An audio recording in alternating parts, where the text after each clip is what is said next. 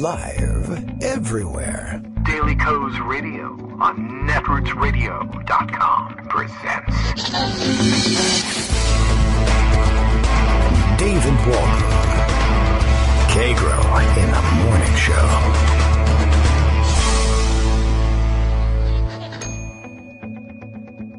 Now, here's David Waldman. Hey, good morning, everybody. How you doing? Oh, yeah, the booming bass of the new headphones. Still working out pretty good, though. I like them. They're much more comfortable. Thanks, everybody, for your generous contributions to keep us in working equipment and on the air. It is Wednesday, January 10th, 2018. Time again for another show. It's a Wednesday. We get to lean on the crutch of Joan McCarter and Greg Dworkin today. How fortunate for us. Plenty in the news, of course. Big day for Dianne Feinstein, by the way, yesterday. I don't know why that isn't all over the news. I mean, her doings are all over the news. But you know what I don't see?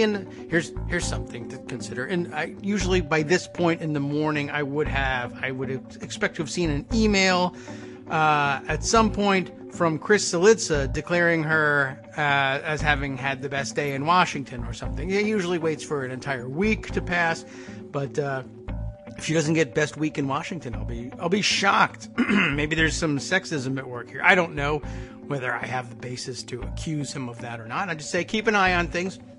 Big day for Dianne Feinstein, showing up Donald Trump at his own White House meeting, which was an amazing thing, and I'm sure we'll talk about that and the media analysis of it and the implications, etc. But showing him up at the big bipartisan meeting on immigration, I think she just had the good... I don't know whether she knew that this was going to come out this way. I bet she had a good sense of it.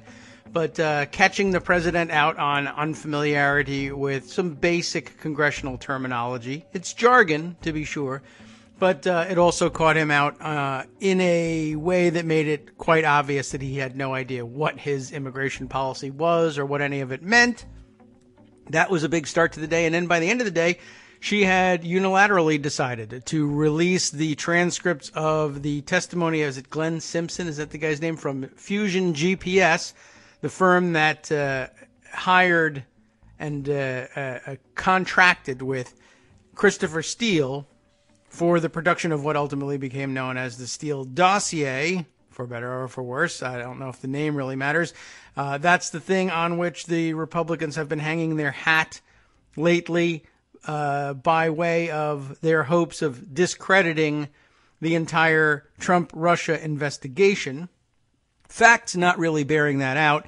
And apparently what's playing itself out is that the Republicans were aware that the testimony would spell that out fairly plainly, that their storyline about how the FBI came to be investigating Trump and his cohorts for their connections to Russia didn't have very much to do with, and certainly was not originally catalyzed by, the Steele dossier. So they fought... the writing says they fought tooth and nail to keep this thing from being released. And I guess in hindsight, should we really maybe reevaluate that? I'm going to fight it tooth and nail.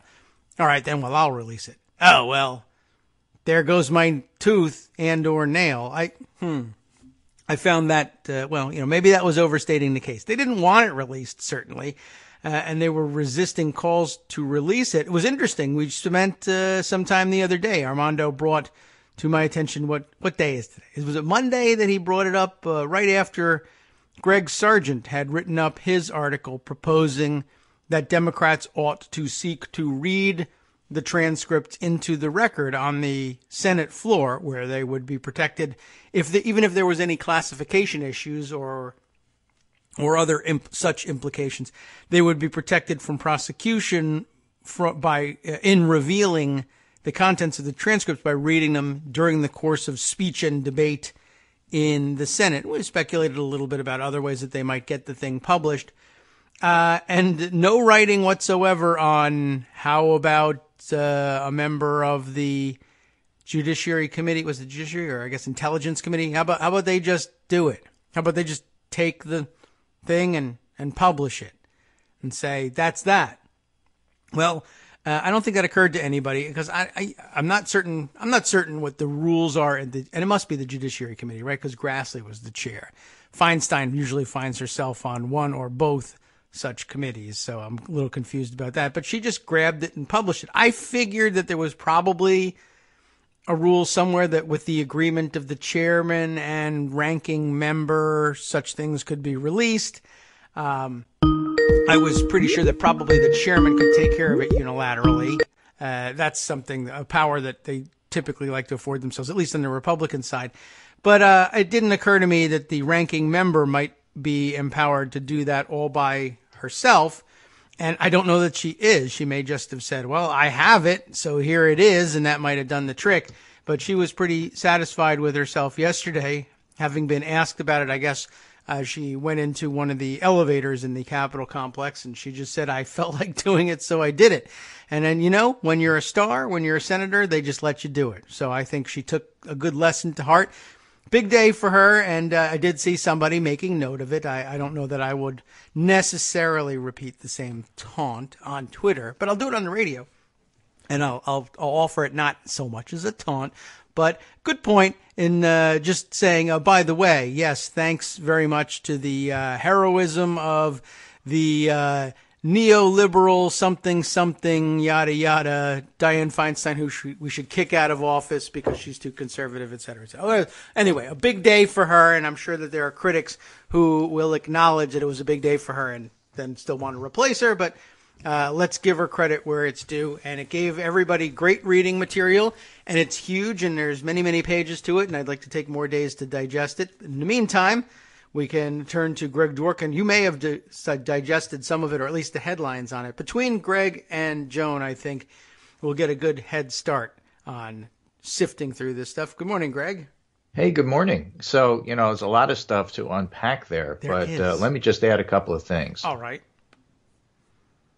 First of all, Jim Manley, who worked for a number of people, longtime veteran of the Hill, worked for Senator Kennedy and was a senior communications advisor to Harry Reid and is very active on Twitter. And I asked him, is there like any penalty or rule about Dianne Feinstein releasing this sort of stuff? And he said, no, absolutely not. They can do whatever they want. Yeah, I mean, once we found out it was not classified. It's just courtesy. Yeah, I guess so. And so that's pretty useful. And they tend to work along bipartisan lines when it's a matter of a committee's record. But I guess, if you got handed a transcript and it's not stamped confidential, you just say, here's some paper I got. Right. And cool. So that's part of it. Also, I think that there is sometimes especially for us political junkies who pay attention to every dotted I and crossed T, sometimes you lose the bigger picture of institutionally, in Chuck Grassley's case, how instinctual it is to look at something and say, oh, this would make us look bad. We're not releasing it. Yeah. In fact, we're going to block it. Not really a good play on that. No, it's often a terrible play, but the reaction of doing that, especially if you think you can get away with it, is ubiquitous. It's pervasive, and generally, it's your first response. This makes us look bad. We can't have our side look bad. We don't want to do that. So let's not do it. Let's not do it, and then let's give you some excuse as to otherwise why not. Yeah, and remember, do keep in mind. I know a lot of people's first instinct, it's a congressional inquiry and these sorts of things are kind of top secret-ish. You have to, affirmatively attach that kind of classification to it. 2, there are rules about it. And 3, the basic default rule is this stuff is being produced with your tax dollars. This is public record. You're entitled to see this. You're paying for it. Right. Don't lose track of that. Right. So, there's that. You also happen to mention the term neoliberal. I was actually having a discussion over the last few days on Daily Kos about the term and how it's used. There's this really nice piece by Mike Consall called Neoliberalism Isn't an Empty Epithet. It's a real powerful set of ideas and goes into the academic reasons for this and how market forces and deregulation are an important concept policy-wise to talk about. But he also, in that same article, makes a case for keeping the term, but supplying quick and powerful arguments about why it's loathed by so many people, including me. Yeah. He says, Professor Cornel West's attacks on the author Ta-Nehisi Coates has reawakened interest in the term neoliberal. West dismissed Coates as representing the neoliberal wing of black activism. For some leftists, the term can be an all-purpose insult directed at anybody they perceive as being to their right. But then he points out it's not just a contentless insult, which is how I know it best, having been called one multiple times. Mike Consell explained in July exactly what it is. And it's a really nice article if you want to take a look at it. Yeah. But my definition was fairly simple. Neoliberalism is whatever your candidate that you don't like is doing.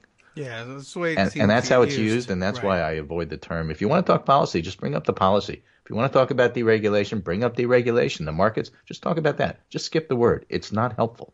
Yeah, well, I haven't found it to be yet. I'm still confused about exactly what it is. I imagine I'm just not neo anything. I feel too old to be neo anything, but you never know. I might. Well, you're not neoconservative. I know that. I probably not. Yeah, right. I don't know. I'll look it up. I'm open to the possibility that it's a real thing and that it might be me, but I'm not convinced to date. Right. Meanwhile, of course, there's a lot of news going on. Let me sum up one of them. Scott Wong, who's a D.C. congressional reporter, senior staff writer at The Hill, and covers the House GOP. Scott Wong, me. Hey, is this Arpaio thing serious? Joe Arpaio is running for Senate in Arizona. Arizona source. It is a serious fundraising scam. Oh, you mean he might just be in it for the money? Yeah, I mean, apparently just being pardoned doesn't make all your legal bills go away. Oh, yeah, that's true, too. So, he's 85? Several sources in Arizona think that he's not totally serious about it, but here's the funny thing. Yes. There's a new poll out this morning in Arizona. A Tuesday poll from ABC shows that Martha McSally's at 31, Arpaio's at 29, and Kelly Ward, who was the front runner, is now at 25. Huh. Well, okay, so he throws a monkey wrench into the initial. He's got a big name. It may hurt McSally by making everybody look crazy. It may help McSally because you can't out crazy Arpaio. Therefore, he steals Kelly Ward's votes. Oh, yeah. Right, because Kelly Ward was supposed to be the crazy one that's a true Trumpist with Bannon endorsement, and then she unfortunately said, it's time for McCain to just go away because he's too old and he's sick, which was really not a good thing to say in Arizona. And then she had Bannon as an endorser and had to scrub that from the website. Not good. So that's why her star is sinking a little bit. And besides, it's why have a fake crazy person when you can have a real crazy person? Why have a fake racist when you can have a real racist? Yeah, you can get the genuine article. I do understand that he has declared himself running in order to be, explicitly said, I'm going to run to be a rubber stamp, basically, for Donald Trump. I want his policies to be enacted, and if you want them verbatim with no pushback whatsoever, I'm your guy. Right. Now, they did another question, a hypothetical with endorsement, which is really funny. Mm-hmm. In the survey, a Trump endorsement for Arpaio bumps him to 35. If Mitch McConnell endorses McSally, she goes to 31. Mm-hmm. So the Trump endorsement's more important than the McConnell endorsement. And Ward falls to 13 if Bannon endorses her. Oh. Keep doing it. Yeah, so the other two get slight bumps, and she gets a negative from Bannon.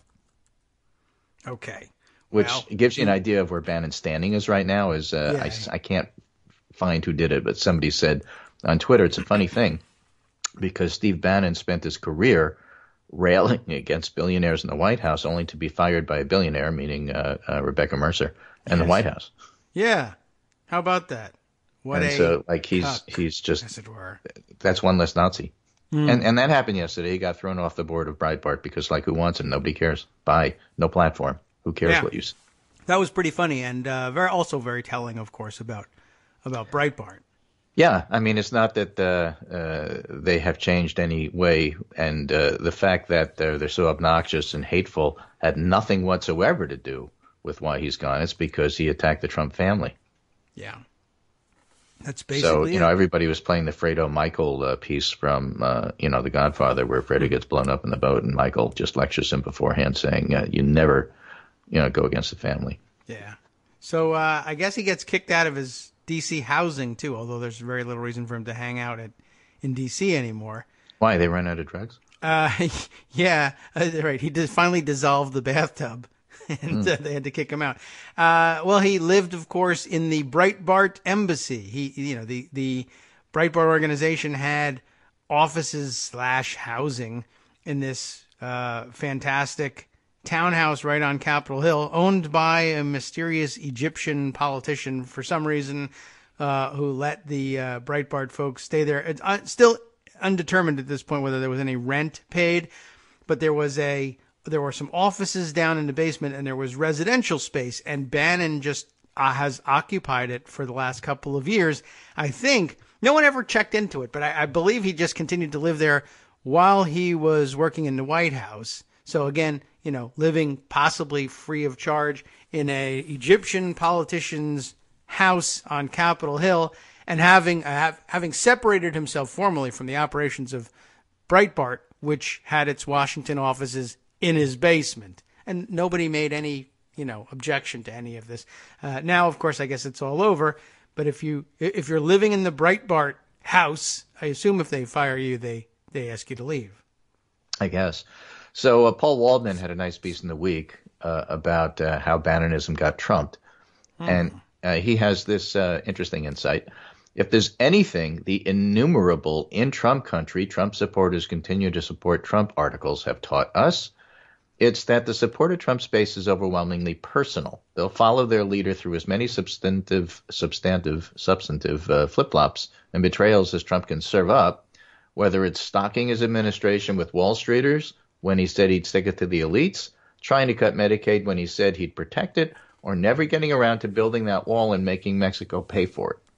What they love is Trump himself, not what he does. True. That's why there's no one thing that makes them go away from him. My point all along has been, fine, they're a cult. Good. It's everybody else. Ignore them.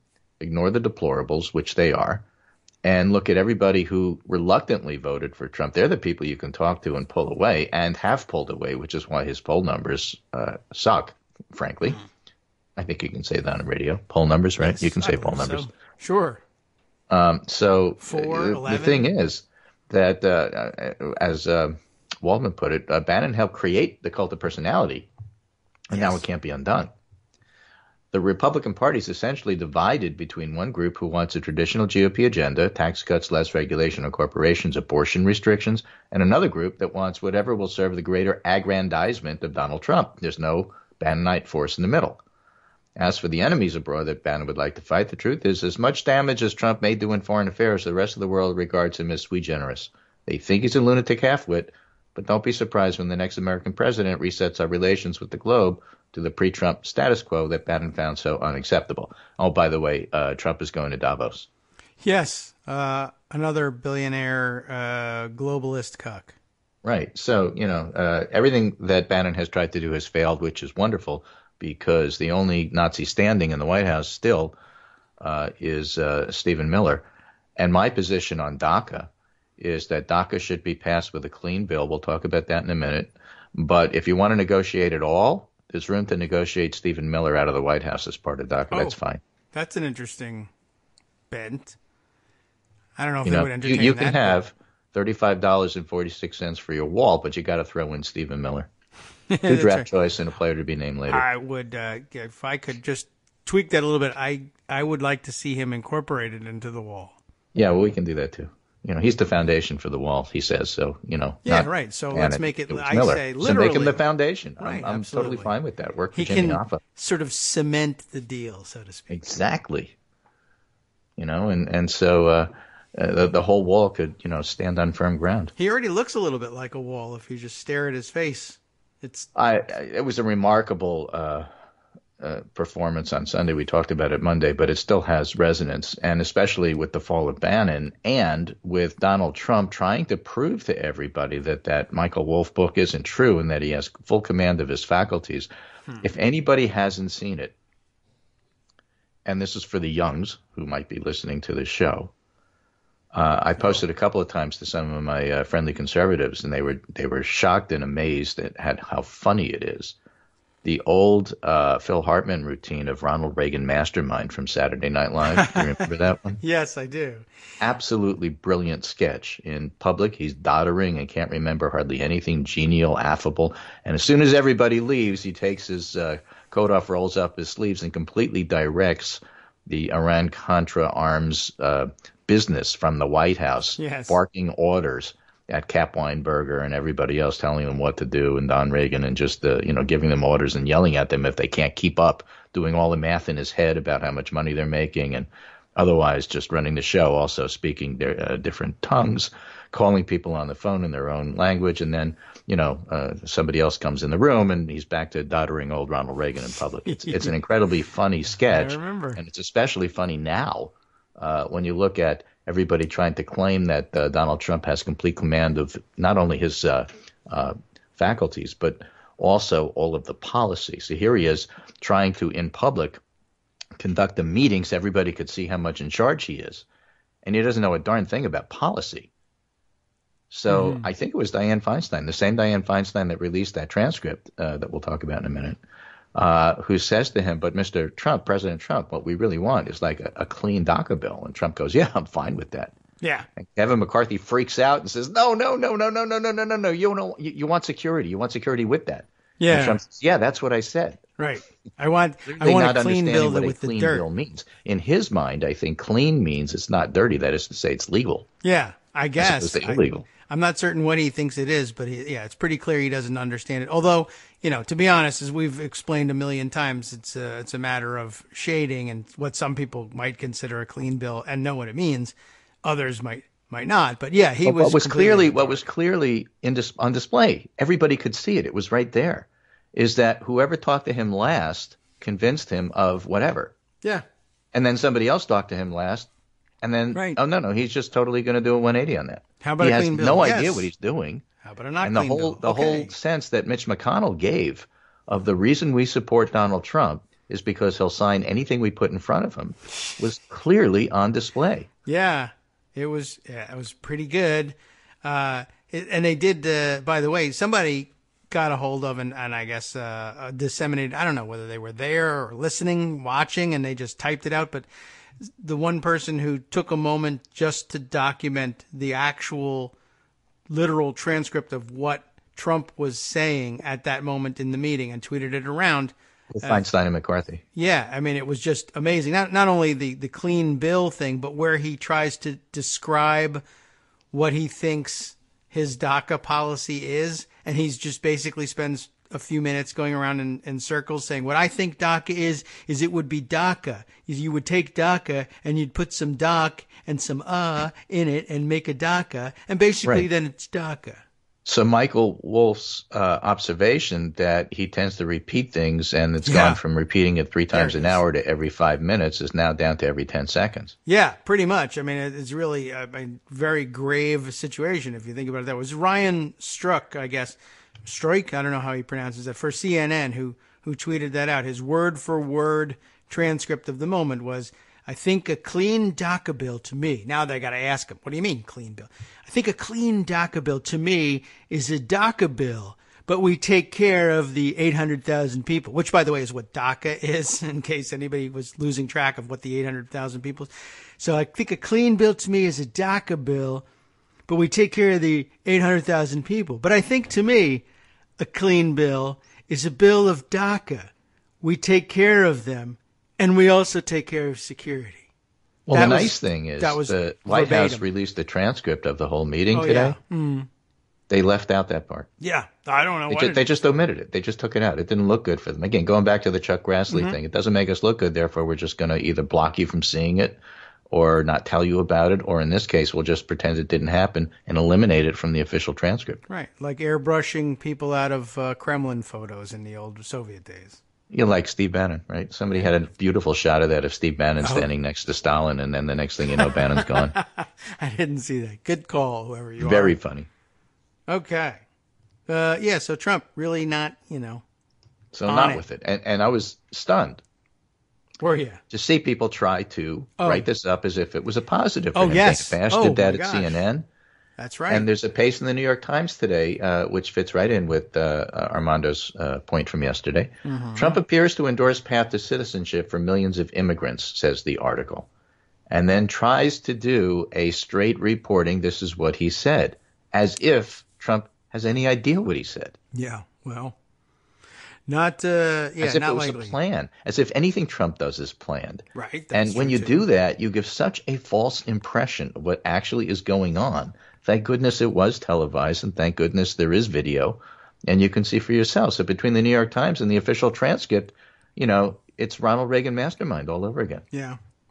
And, a lot of people taking note of that. The newspapers very invested in cleaning the thing up to make it look like a normal meeting with a normal president. Yes, and that's what we mean about normalization. Matt Bai tweets, it seems odd to me, this New York Times story, that this is written as if it were a thoughtful proposal with actual policy implications rather than another spontaneous riff with none, which is what it was. Yeah, well, pretty much. Very disappointing, but a good demonstration of exactly what Armando was talking about yesterday. And it wasn't limited to the New York Times by any means either. There's plenty more, I'm sure, to round up. Our break is looming, but we can set up our next segment, certainly. Well, there's one other piece that he mentioned there, and I think we will come back to it because it's kind of a process thing. And that is that Trump also said something or other, hard to say, you have to hold it up to the light and squint, about earmarks. Earmarks. Oh, did he? And he wants them back. Is that something right? Like something earmarks. So I got more for you on that from James Waldman when we get back. Excellent. Well, we'll dive into that and see if we can't figure it out. People actually have been sort of lamenting the elimination of earmarks for some time, and it never really made sense the way they were doing it. But let's see what they have to propose after this next break. We'll be right back. Hi, it's me, David Waldman, your host for Kagro in the Morning, interrupting this little break to say thanks so much to all of you who are contributing supporters of Kagro in the Morning. Thousands of you are downloading the show each day, but fewer than 1 in 25 regular listeners are donating to help keep us on the air. For the money you'd spend on a single 3-minute iTunes song, we bring you 2 hours of great news and entertainment every day, 5 days a week. Patreon.com, Patreon.com makes it easy. You can find us there by searching KagroX or David Waldman or Kagro in the Morning or even Daily Coast Radio in their search box, and you'll be right where you need to be to make easy, recurring monthly contributions to support our show. Once again, thanks so much for your support.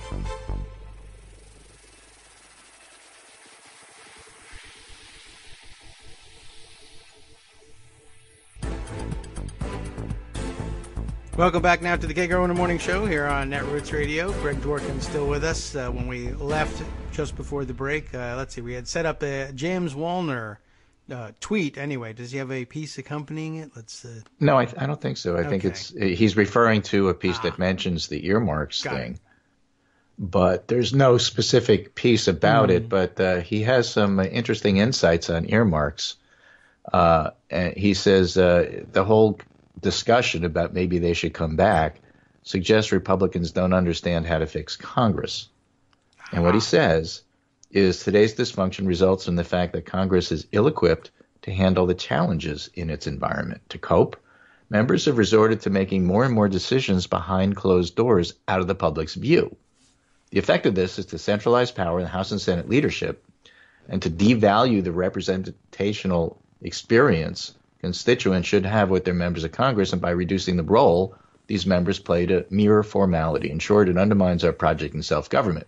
I would add, the whole thing here is, therefore, if there are members who actually want to work on a bipartisan basis, you can't because McConnell says you can't, or Ryan says it's not the way we do things. We are following a new version of the Hastert rule.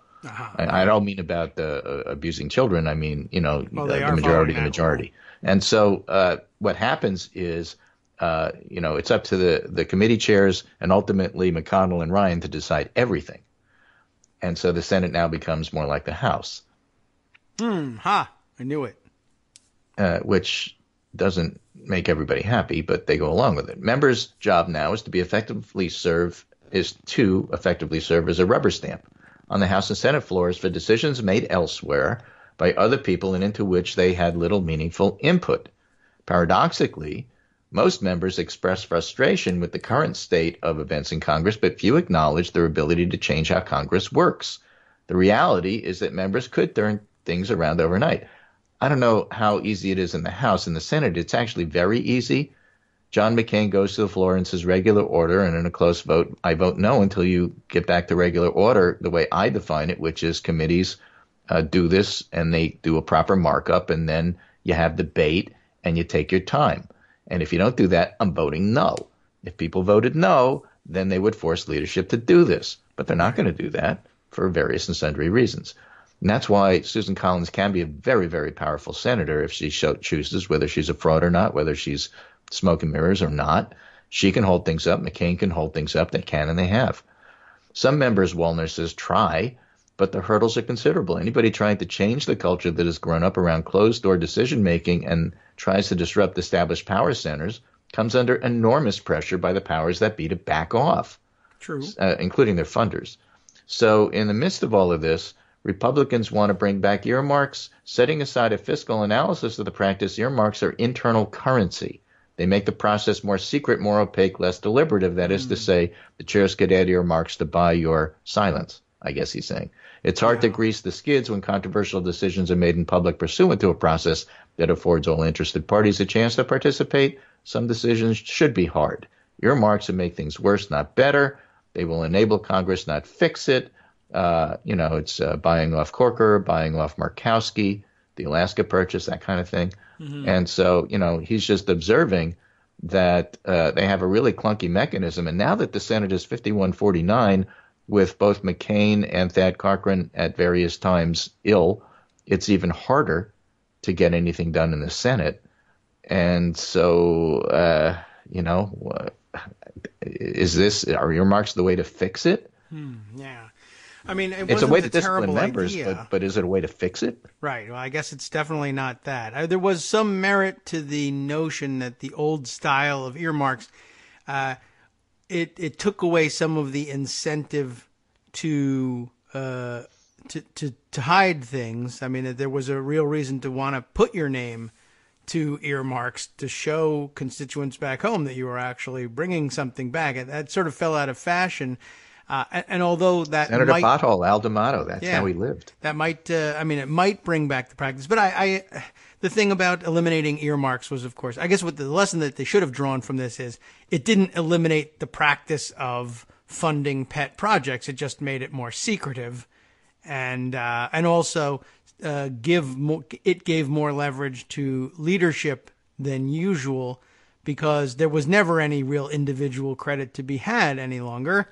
And so not only could they twist your arm in exchange for the gift, but you didn't even get credit for the gift in the end. So going back and putting names on it, it would be a minor fix at best. It wouldn't be a horrible thing to do. But yeah, I guess Wallner's got it right. It doesn't repair the problems that Congress is having internally. No. So interesting approach and interesting discussion. And here again, what you have are institutions that are basically built to be secretive, to hide things. One of the things they'd like to hide, going back to Charles Grassley, is that transcript of a discussion may politically make you look bad. And why shouldn't you hide it? Why can't you hide it? You have the power. At least you think you do.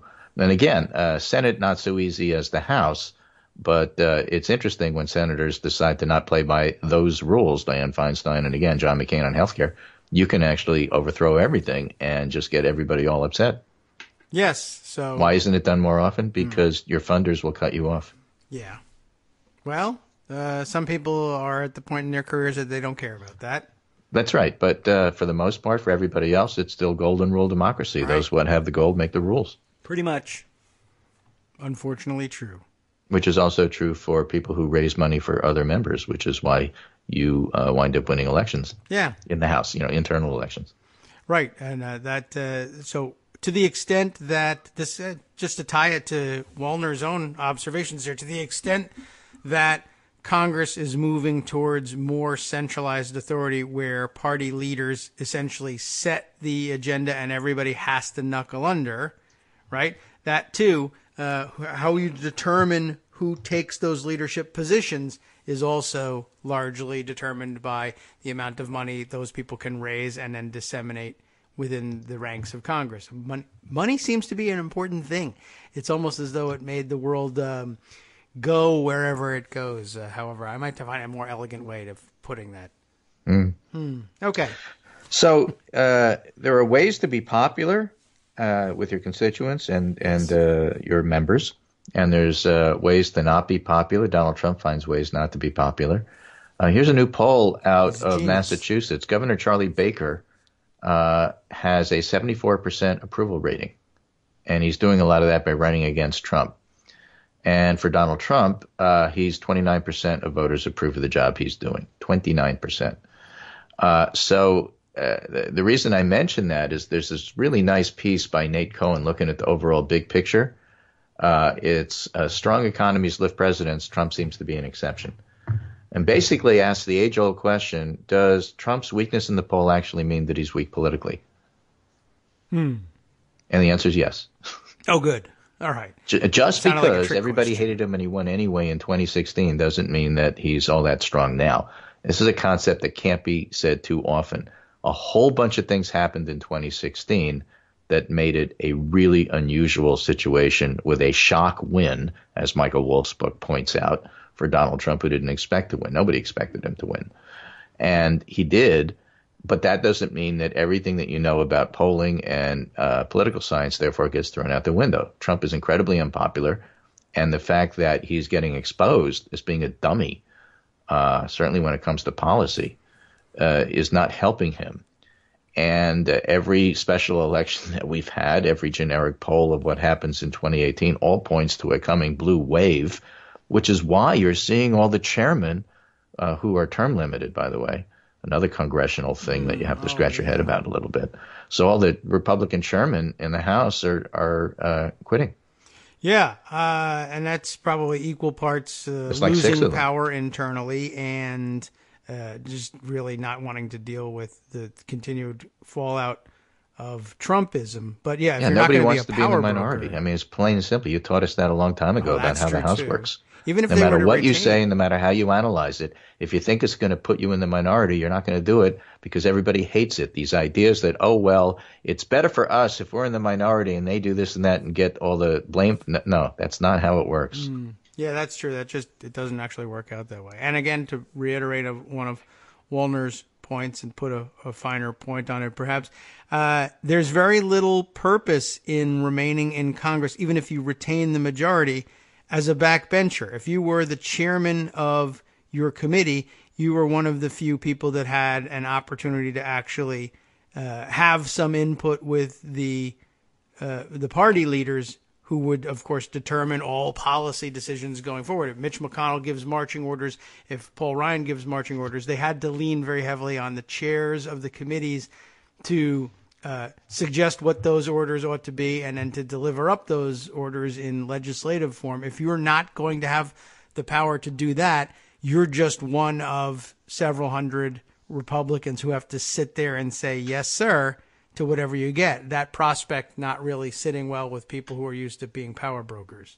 You know, I'm laughing because I'm Steve Bannon and I work in the White House. Well, okay, I don't work in the White House, but I have this incredible platform called Breitbart where I can, I don't even have that. Yeah. You know what? I'm leaving. And you know what? I'm out of politics. Yeah, maybe. That would be fantastic. And also, maybe take a shower while you're not busy. Anyway. So Nate Cohn writes, setting aside the question of how much credit first-year presidents deserve for a strong economy, they have less influence than you might think. President Trump's rating should be much better. A 4.1% unemployment rate, lowest in 17 years, is more typically associated with a 60+% approval rating for a first-term president. Lyndon Johnson is the only other first-term president in the era of modern polling with an approval rating under 50%, while the jobless rate was below 5%. And this came after he'd already been president about 4 years, and as the Vietnam War began to drag down his presidency. Yes. Well, everybody was employed as... And we know how Johnson's presidency ended. Yeah. Not that well. So, okay. Interesting also. Yeah, I mean, so what, he's working at a, 35-point deficit from where you should be with an economy like this? Yeah, something like that. 25. He's at 35 and he should be at 60. Oh, okay. I was giving him the 29. So Mr. Trump has the added advantage of facing Mrs. Clinton, who was under FBI investigation for most of the campaign. See Armando discussing, I didn't hear it, but I can imagine. I have his voice in my head, discussing how the New York Times handled the FBI sees no relation with Russia prior to the election, as if that didn't matter. It did. It did a lot of things, including make Christopher Steele not work with the FBI anymore, according to the transcripts yesterday. And for most of the campaign, it ended with the worst unfavorability ratings of any candidate who won a major party nomination other than Mr. Trump. Yet in the end, Mr. Trump lost the popular vote. It was the second worst showing since 1948 for a candidate of the party out of power. None of this to say Mr. Trump's approval rating can't or won't rise, but he'll need them to. If his ratings don't go up, he's not going anywhere. And his ratings aren't going up. They're stuck. You got the cult group who isn't going to give him up, and you have everybody else who says, I don't think so. Yeah. He's going to have to start working on exactly what wording he's going to use to insist that he didn't want to run again. So I have a feeling that's the case. That's assuming he's not indicted, and that's assuming that he's not impeached, which, as I think reasonable people point out, cannot happen until after November 2018. Part of that is because the Republicans and conservatives, for the most part, are reasonably satisfied with the agenda so far. Okay. Because it's a traditional Republican agenda. Trump doesn't have one. It's not populist. It's not Bannonite. It's whatever McConnell and Ryan want because they are right. Trump will sign anything in front of him, claim it as a win because that's all he cares about. He could care less about policy. And that's the dynamic that's happening now, and that's why Republicans in Congress circle the wagons around him. They want somebody who is a complete moron who will do everything they say. And they got that in Trump. Ah, okay. Well, that was easy. And you could see it on display yesterday. Yeah. No, Mr. Trump, you can't make nice overtures to Dianne Feinstein. We're going to reel you back in and point out to you you're wrong. Although they really... And you'll do it our way in the end. They really did need to do that. I abhor their agenda. Making policy on his own. Yeah. Well, I mean, he doesn't know what he's agreeing to. How about you do everything I say? Okay, yeah, I would. By the way, what a master negotiator. I mentioned Ronald Reagan Mastermind. Yes. For anybody who is not familiar with the series, here is a strong recommendation, okay? Get yourself DVD, online, Netflix, however you do it, and start watching episode by episode, Yes, Minister. Okay. Are you familiar with it? Familiar, yes. I have not seen it, but I do recall the show. It is absolutely fantastic and explains how civil servants in England at the time took their doddering minister, who was a political person, and how the permanent civil service would twist the political person to do what they wanted by explaining how things work to them.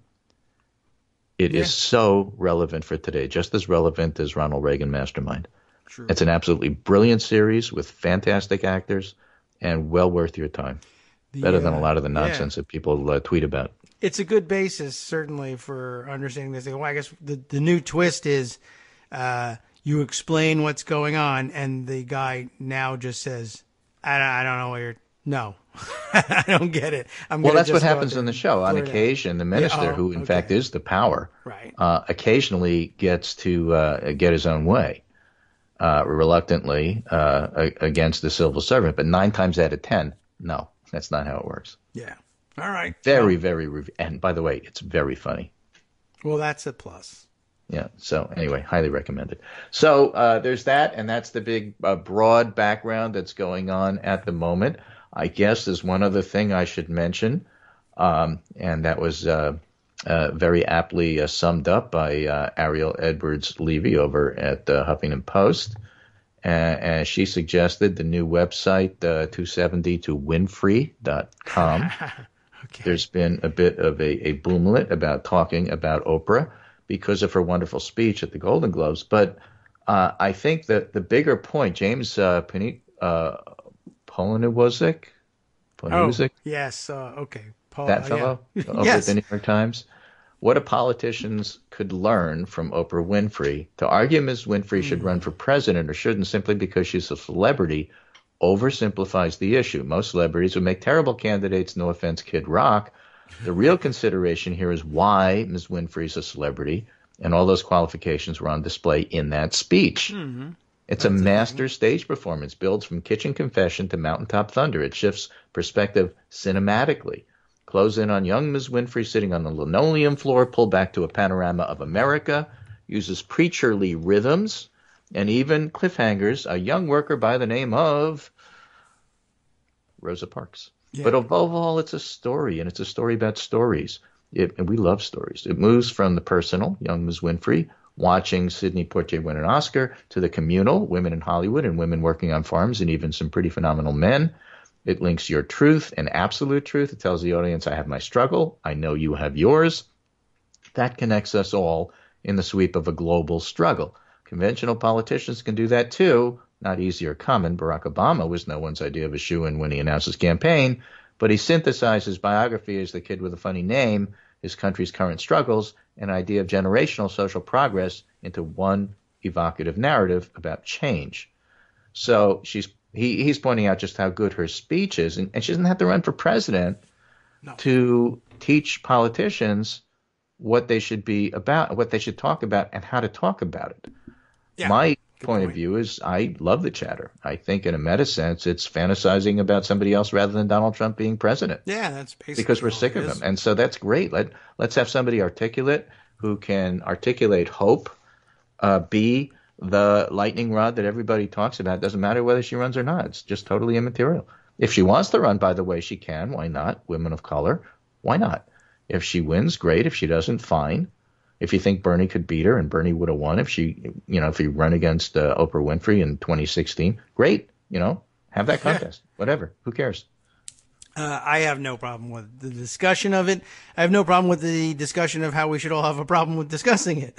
I'm trying to stay away from the whole thing. I'm enjoying it for what it is and for the discussion it engenders to the extent that I can. I'm with you there. And I think those are all good points, too. These are things that a really exceptional politician who can rise to the level of winning the presidency convincingly can and should be able to do. She was able to do it yesterday and probably would be able to do it again later on. Wouldn't you rather be seeing Oprah than Sarah Huckabee Sanders on a daily basis at 4:30? Yeah, I think that's pretty easy to imagine. Didn't that used to be the case?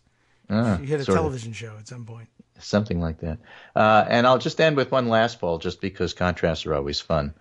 And, it's good to concentrate your efforts on one place and at the very same time concentrate your efforts somewhere else, just because you feel the contrast. They can do a lot of good things for you. So I talked about Charlie Baker and how he's in the 70s in Massachusetts. Yeah. Chris Christie is at 13% as he leaves in New Jersey. Okay. He exits as the most unpopular New Jersey governor on record. Wow. He's the most disliked since the poll began 5 decades ago. 68% unfavorable. Oh. And the remarkable thing, yes, it has no effect on Christie whatsoever, who thinks he would have won the GOP nomination if Trump hadn't won, and thinks he could get reelected if he wanted to and could do whatever. He was just interviewed. And I just throwing that in for you so Scott Anderson can add it to the summary later. But, normally when you get chastised like that, you back off and say, okay, let's, do a little bit of retrenching and reassessment of where. Not Christie. Yeah. Not Trump, extent, not Republicans. It's just phenomenal. Yeah, that's kind of a politician trait, too. I mean, some to greater extent than others, but that in addition to being able to deliver impassioned speeches, the truly exceptional, actually, at least sometimes they keep it to themselves a little better than Christie does. They really do believe this stuff about themselves, and you need a skin thicker than Donald Trump's waistline. Yes, and that's really saying something, and it means you got to keep getting thicker as time goes on as well. It's amazing, and this isn't fat shaming. It's that you just have to have the ability to just shrug off everything and pay no attention whatsoever to your critics at all. Have them not even, dent you. You have to be able to do that. in order to be a successful politician. And it turns out Christie has that, and he wasn't a successful politician. Yes, it's not the recipe for success necessarily, but it is a It's necessary important, ingredient. but not sufficient in and of itself. Yeah. Well, he had it, and plenty of it, and yet the only thing we were able to make of him was toast. Yeah. Which we pointed out a long, long time ago, and which turned out to be true. Remember when it wasn't? There you have it. There's my summary. Yeah. Do you really want to have somebody who is a celebrity, or have we had enough of that? I don't think it matters. Everybody has their own opportunity to throw their hat in the ring, see what they want to do. But I will tell you this, regardless of what Oprah does or doesn't do in the future, in the present, there's a whole lot of people that are sick and tired of Donald Trump.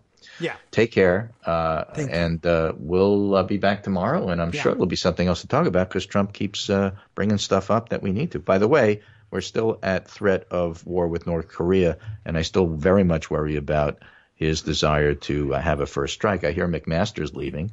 Oh, I did not hear that. Some of the grown-ups are thinking about getting out. And who's going to replace them? Who the hell wants to work for this guy? That's kind of a scary thought. So I'll leave that with you. Take care, and I'll talk to you tomorrow. Okay, thanks, Greg. We'll wait until tomorrow with bated breath. Hopefully we'll be around, not having been nuked.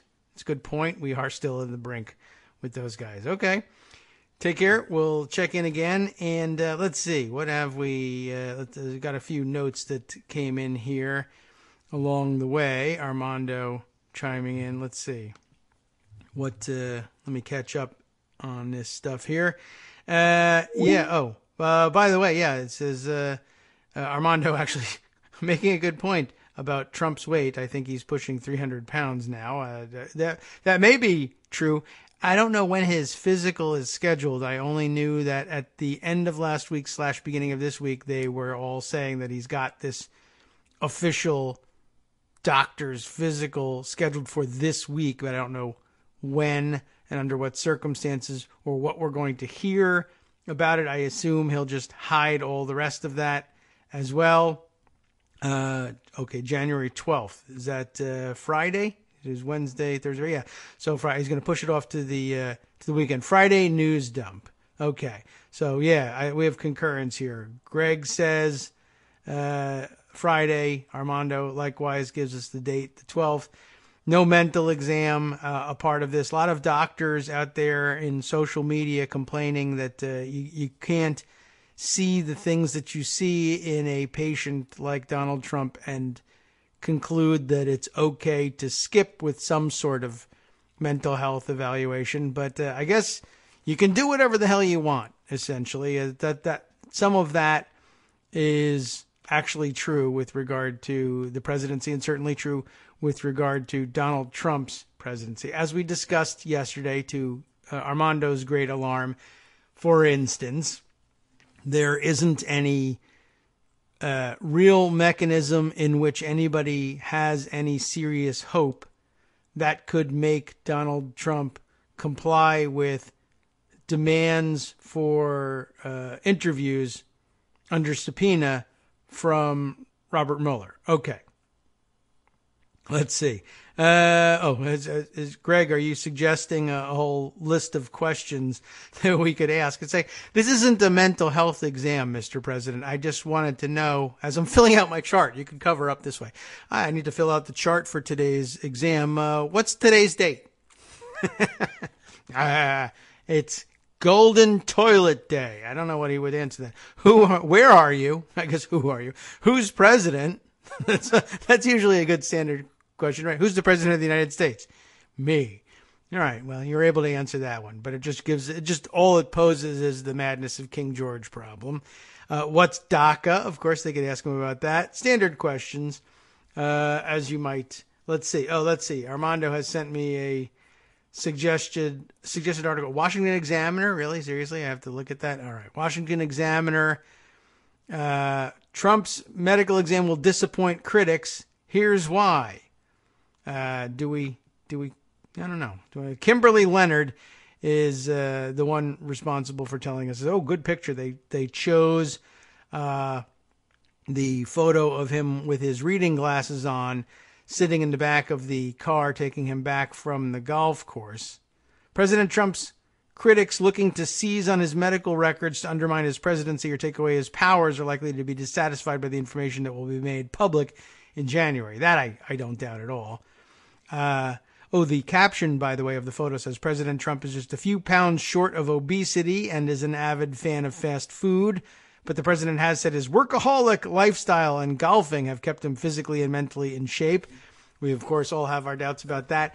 And even before he assumed the presidency, we all had questions about this idea of a few pounds short of obesity because a lot of reports were that he was exaggerating his height in order to rejigger those numbers, that he was claiming 6'3" rather than 6'2", because his actual weight at 6'2" put him in the obese category, which is not that difficult for most older Americans to slip into, by the way. It's not the same as morbid obesity. I don't know if they really have that as a category. You'd have to ask a doctor. We just had that opportunity and I didn't do it, but maybe you could tell us a little bit about that. But, overweight is overweight, and a lot of people are overweight, and I think he could probably, fit into the category of, he could stand to lose a couple of pounds, maybe even a lot of pounds.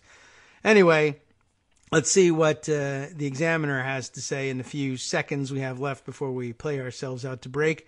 Trump is expected to have his first routine physical as president, and maybe ever, really, given who his previous doctors were, at Walter Reed National Military Medical Center in Bethesda, Maryland on January 12th, which will partly serve to address some of the speculation that has been swirling about his health.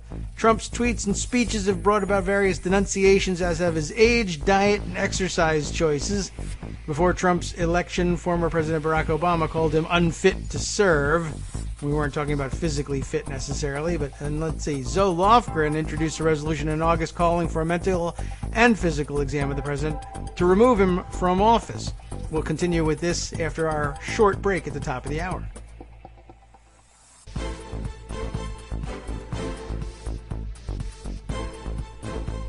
Welcome back now to the Kagro in the Morning Show here on Netroots Radio. We can continue with pardon me, rap. I need to have a physical myself to figure out what's going on with my throat in the morning, although I don't know how I could have avoided this. It's a miracle I'm as healthy as I am at this point, given the coughs circulating in this house. As I mentioned, I think the other day, we've progressed in our cough. The kids are fine. My wife has now caught their cold, and I don't know how I've managed to avoid it at this point.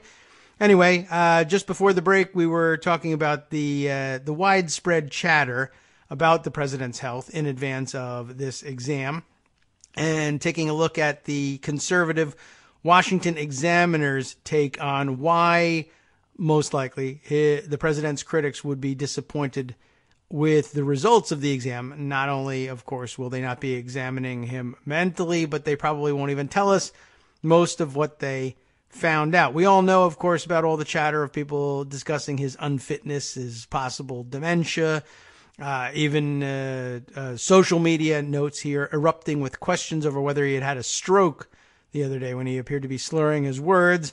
Let's skip around a little bit here, but we do have this from the article's author here. The medical records may provide some clarity, and this is key here, just as we were discussing yesterday, but no law demands their disclosure or that they are complete.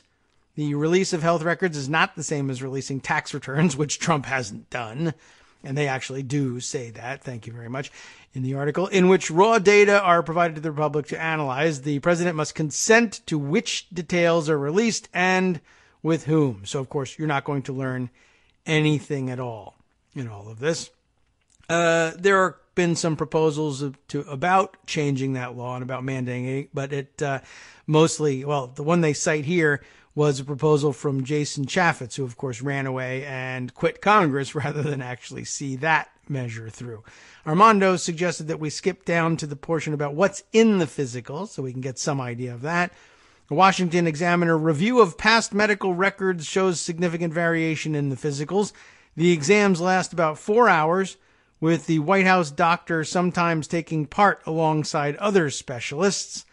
Other than weight and cholesterol levels, some records have indicated whether presidents had moles removed or received vaccinations. Other information can potentially be more embarrassing, including whether the president has gained weight or has hemorrhoids, or whether he has ever had a sexually transmitted infection. An extensive medical health assessment isn't typically part of the exam. To be fair, the president isn't ducking this. Kaplan, it's Arthur Kaplan, a medical ethicist, a rather prominent and well-known in news circles. I met him once, as a matter of fact, and he was a professor of my brother's, by the way. Just thought I'd throw that one in there. Anyway, Arthur Kaplan said, to be fair, the president isn't ducking this, he said, of the mental health exam. It's just when Americans get physicals, they tend to be literally physical. A lot more blood chemistry and a lot less psychiatric analysis. But that doesn't mean no mental health exam would be included, necessarily. Anyway, Dr. Diane Meyer, the director of the Center to Advance Palliative Care and professor at Mount Sinai Hospital in New York, said assessments of memory, function, depression, and anxiety should typically be conducted for people over age 65.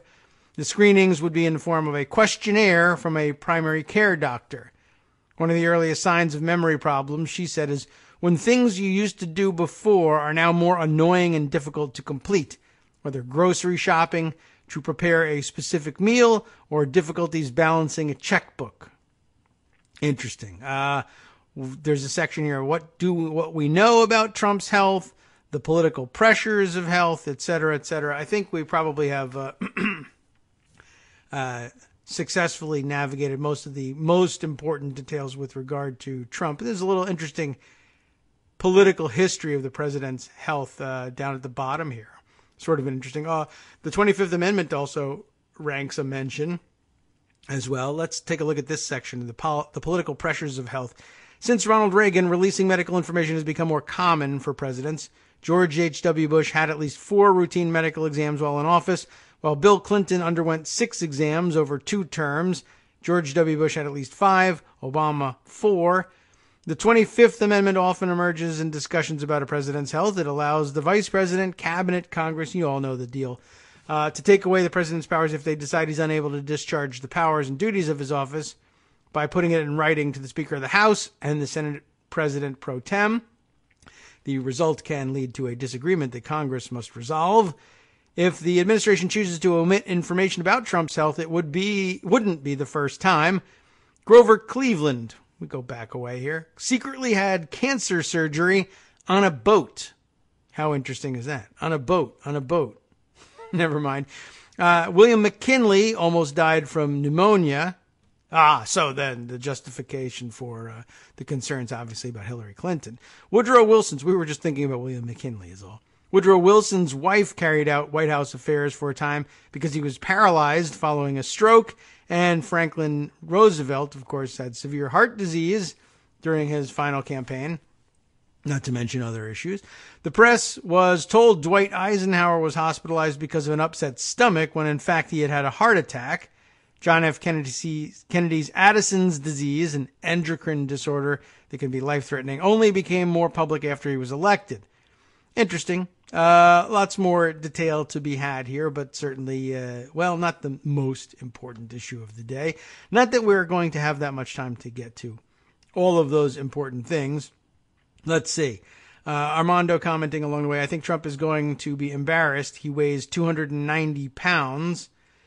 And how does Kaplan know if he's ducking this? I think he was only just saying, Kaplan was saying, it isn't typically an absolute necessity to have a mental evaluation with most physicals. I think that's about it. Joan McCarter calling in here. Let's answer the phone on Joan. Hey, good morning, Joan. How are you? Good morning. It worked. See, everything's going good. Yes, okay. I upgraded my operating system. All right. Well, that'll usually which everyone should be doing in the wake of the latest security problems that we found out that are in pretty much every computer. Yeah, I don't know what to do about that. Thanks to Intel. If you have a computer, you're on a Mac, right? Yes. Upgrade to High Sierra. Okay. Oh, I think I have that. Hey, okay. All right. Excellent. And There's that's a better? patch to it too, so make sure that Oh, well, and who knows if I everybody have just that. go to your updates and make sure that you're completely updated. I guess so. Just give the Russians your computer. Forget it. Yeah, And you just could do that too. get an abacus and quit. We're all going. Unabomber had it right. Minus the bombs. I think so. Yeah. The Una part was fine. It was the bomber was the The problem. bombing part that was the problem. Yeah, I don't know why you had to add that, but okay. Could have been Una anything. Well, not anything. Okay, well, But at any rate. everybody who's listening, Yeah. take this stuff seriously. Yeah, I guess so. Make life easier for yourselves and particularly, those Daily Coast people who are listening. Yeah, right. I mean, you want everything to be working correctly. I haven't really absorbed the full scope of the latest problem because once they said, basically, if you have a computer, you're doomed, I was like, all right, what am I going to do? And tablet and smartphone. Right. And, yeah. So I'm not even certain what that was about. I just refused to get to the bottom of it because, I've got those things, so I guess I've got issues. But there's so many more interesting people you could be hacking. Go bother them. That's my only defense. That's your only defense? Well, yeah. At that point, right? Yeah. If every chip in the world has this problem, I'll download whatever patch. Although who knows whether what you're sending me. Now I'm doubly concerned. You just told me everybody's vulnerable to hacking. Download this. Damn, what? How do I trust that? You have a point there. Right. And of course, for me, for a long time, downloading patches meant asking the Russians, Kaspersky, come here, fix this. Hey, Russians, make it so you can't hack me. I'll just look the other way. Yeah, that wasn't a good idea in retrospect, was it? No, that did not help at all. And I don't know that anybody else has a better handle on it. All right, well, I'll go back to the other security program I used to be using. What was that? McAfee? And he gets hacked. John McAfee himself. What am I supposed to do? How can I trust anything? Just don't keep anything important on your computer. Go to the regular bank. They're cheating you anyway, so what's the difference? Get it done in person. At least so nobody else is stealing your money out of your computer. Bitcoin. I'm changing it all to Bitcoin. There you go. That's certainly going to be a smart investment. Yeah, I think all the smart people are getting in on that. I understand Kodak has their own cryptocurrency, and I don't know how that happened. But I think it actually made a certain amount of sense because it had to do with it was like also based on photographic usage rights, which I thought that could. I don't understand it, but it sounds like there could be a smart basis to it. But there you go. I have no idea at all how Bitcoin works. I will admit to being that much of a Luddite and a 20th century person. Bitcoin makes no sense to me whatsoever. I couldn't help you on that, but I think most people are with you on that, and it's a good way to be because I understand. I don't know. Although I keep hearing it's going to crash. But I never hear of anybody, jumping out of buildings or anything. I don't want that to happen, but it's a good indicator. Are people going to start losing their houses again? I don't really believe that people who are into Bitcoin, have got houses to lose. There you go. That may be it. I mean, either they're billionaires or they live in somebody's basement hoping to become billionaires and they can't lose the house. Hopefully they don't lose mom's house. Right. Hope not. They've been taking mom's checks and putting them in Bitcoin. Surely there's something more relevant, though, to your visit today. Well, I will indulge you anything you like, of course. Eisenhower's heart attack. I hadn't heard that. Yeah, that was news to me. So even the Washington Examiner can help us from time to time. Interesting. And the physical thing is kind of fun to think about, particularly today when everybody's talking about that sort of gaffe we had from the president in his meeting yesterday on immigration. Oh yeah, well yeah. Sure, I support a clean DACA bill. What's a clean bill? What's a clean bill? Oh God, no, I don't know what. I'll give it to him for that. It was somebody said. You actually. It was Kevin McCarthy that said, "Oh no, we don't. What you mean is, right? Yeah. So what I mean But is then a clean bill with all these what things was in it. particularly fun about it was that the White House then released a transcript of the meeting Yeah. shortly after, leaving out that part of, sure, I'd like to do that. Yeah. Well, that was nice of them to clarify. Now, at least we know what the White House position is now. Now, it's helpful in that sense. No one has any idea what the position is, least of all the president. All right, well, Exactly. the caretakers do, and here it is. It's reflected in this false transcript. When it was pointed out to them that everybody heard what he said and recorded it, they had to go back and correct the transcript, of course. Oh, they actually did But that? then what was fun was that somebody then made Trump tweet again. What happened? As I made very clear today, our country needs the security of the wall. Okay. That has to be part of any DACA approval. Super clear. Yeah, that's good. I'm surprised, though, that they even bothered, I guess, to go back and correct it. Because, I mean, I guess I would have guessed that had they been pressed on it, I guess, in the press conferences there was the option of simply going la la la la la la la la over the question. Like he did at the national anthem. Oh, right. That's right. You just start singing the national anthem. Trump style. And by the way, thank you, Bill in Portland, Maine, for sharing the bad lip sync video of that. Oh, is that out? I'll have to take a look. All right. Yes, he tweeted it out last night, and it was tremendously entertaining. Excellent. I will scroll back and look for that. That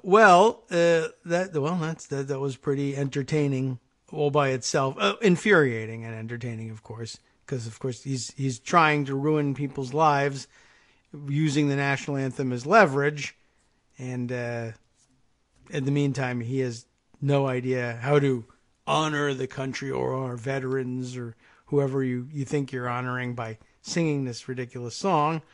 Everyone loves it, whatever, but people who go to baseball games learn the words.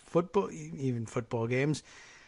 I don't remember singing the national anthem at football games, though. I mean, they do it, but maybe I just never really attended enough football games, and they've only done that for a while. But I don't know. Baseball, somehow, the feeling in a baseball stadium is, hey, I should sing. In football, I'll get this over with. Whatever. Pretty much, yeah. Cold weather, my hat is off. Hurry. Maybe that's it. So go back and find that. That's how we started out the morning was Trump insisting that yes, he knew exactly what was going on. He's not adrift. He's a very stable genius. Yeah, right. Well, even his position wasn't stable or genius for that matter. And now he's got a new name for Dianne Feinstein. Does he? Yes. She's sneaky. Sneaky. He Yeah. just tweeted out the fact that sneaky Dianne Feinstein, who at this part he didn't say, tricked me into agreeing to something on DACA that I don't understand. Wow. Well, yeah. What makes her sneaky? She's sneaky because she released the Fusion GPS testimony. Oh, really? Okay, that's pretty sneaky. Look what I have on my desk. Can I see it? Yes. Oh, and that got him going. It's the single greatest witch hunt in American history. There was no collusion. Right. Everybody, including the Dems, know there was no collusion. And yet on and on it goes. Russia and the world is laughing at the stupidity they were witnessing. Republicans should finally take control. Hey, guess what, Donald? Oh, they should take control. They should take control. Wow. Wonder what you would have to do in order to get that to happen. Yeah. I always love that too. Just as I had a good laugh of his saying, I was treated better than anybody in the history of China, which is very long. Yes. It's the single greatest witch hunt in American history, minus the actual witch hunts that we had in American history. Never mind those. The ones where people were burned to death. Yeah. Yeah. Okay. There's that's next assignment, New York Times. Find Donald Trump supporters who still support Donald Trump in Salem, Massachusetts, and ask them the witch hunt question. That's a good idea. It's an assignment. I should be an editor. Anyway. Speaking of the Fusion GPS transcript released by Dianne Feinstein and the New York Times. Sneaky Dianne Feinstein. Okay. Sneaky. She snuck an extra N in her name. I surely you can have Armando on to talk about this more fully than me. Mm-hmm. But the New York Times doesn't come out of this looking particularly great. No, they don't. They definitely don't. But really, not very many papers do on that score. Yeah, but go ahead, please. We now know that the New York Times knowingly published that FBI sees no problem with Trump and the Russians just before the election, when they knew there was a problem with Trump and the Russians just before the election. Yeah, I didn't get a chance to read through the transcripts the way I'd like to, but do I understand it correctly? That they briefed major newspapers, including the Times, on the existence of this problem, and then it was subsequently published. There's no problem. Is that what happened? That was pretty much what happened. So a lot of people sort of swarming around that area, and then, although I guess Marcy Wheeler has some questions about the chronology of things, but the thing that was being proposed yesterday was that Christopher Steele takes the publication of that story in the New York Times as a cue that he needs to break off relations with the FBI, which I don't think anybody actually took the extra step of pointing out. Does that must mean he's now saying, I'm going to stop sharing the information I know about Donald Trump, which is that he might basically be a exploitable Russian asset about to be elected president of the United States, but I have to stop telling people that because the FBI itself may have flipped to the Russians as well. I'm going to have to go back to Britain and hide. And that's what he did. Yeah, pretty much. What do you do with that? I found out the president is on the take from Russians. Who should I tell? The FBI. Guess what? They're with the Russians too. Oh, crap. What do I mean, that wasn't necessarily what the case was, but what else do you make out of? You take it to John McCain. Yeah, I guess so. What happens? And then he does nothing. Mitch McConnell says, no, we can't tell this to the American public. Yeah, right. Not directly to John McCain, but to the intelligence agencies. So, yeah. Well, big implications and several hundred pages of reading to do and very damaging already. But I suspect there's more to come as people really think this thing through and put pieces together in the next couple of days. Absolutely. That was just the top line thing that hit me. Yeah. Was, once again, thank you, James Comey. Thank you, New York Times. Yeah, the Times is doing a great job preventing voters from knowing about impeachable crimes being committed by people who are major party candidates or are in fact running for re-election as president of the United States. They're 2 for 2 on warrantless wiretapping, and the president is a Russian spy. Yep. Yeah, I guess. Good job, Gray Lady. Yeah, Armando's right. All right. Well, I'll have to reevaluate things in my part. I know it's really hard to say that, isn't it? Yeah. Well, it's tough. And I have to, many things I have to reevaluate just for finding out that Armando's right. That's true. that by itself is a problem. We love you, Armando. Yes. Thanks for chiming in. You did a great job standing in, and I like a lot of standing ovations at home, clapping at the radio yesterday for his New York Times rant. Let's see. I had an issue yesterday that cropped up, grabbed an article, but I figured this was probably a must-have for you. Senate Dems to force a floor vote on net neutrality. Where do we stand on this? Absolutely. And this is where it gets really interesting, and this is where I have to figure out how I can continue to beat up on Susan Collins and not beat up on Susan Collins because she's doing the right thing here. Or says she's going to. Okay, well, that's an important thing to say. Susan Collins saying she's going to do the right thing and then actually doing the right thing is not a given. No, so I am deeply concerned. We do, however, want to encourage her to, yes, vote with the Democrats on the Congressional Review Act that would reinstate the net neutrality rules from the previous FCC. That's a great use of the mechanism. Yep. Thank you, Last Newt Gingrich. Time I checked, there were 40 Democrats signed on, the threshold is 30. Yeah. They have 40. And I don't know that Susan Collins is actually co-sponsoring yet. I don't know that she signed on the dotted line, but her spokesperson says, yes, she'll vote for it. So, okay. Well, as that will you be know, interesting. the Congressional Review Act allows Congress to reconsider a agency regulation or rule within 60 days of its promulgation. So in the next, I don't know, what are we at now? 50 some days? 40 some days? Oh. The Senate is going to have to take up this vote to basically repeal Ajit Pai's FCC rule and put net neutrality back in place. That would be fun. It would be fun. It would be fantastic. Yes. And the best thing about it, I don't think that they'll probably succeed. I don't think they'll get 2 more Republicans, but they might. Yeah, I guess it's possible. And as Greg was pointing out, at any given point, there are 2 Republicans who are, questionable for their attendance because of their health issues. Yeah.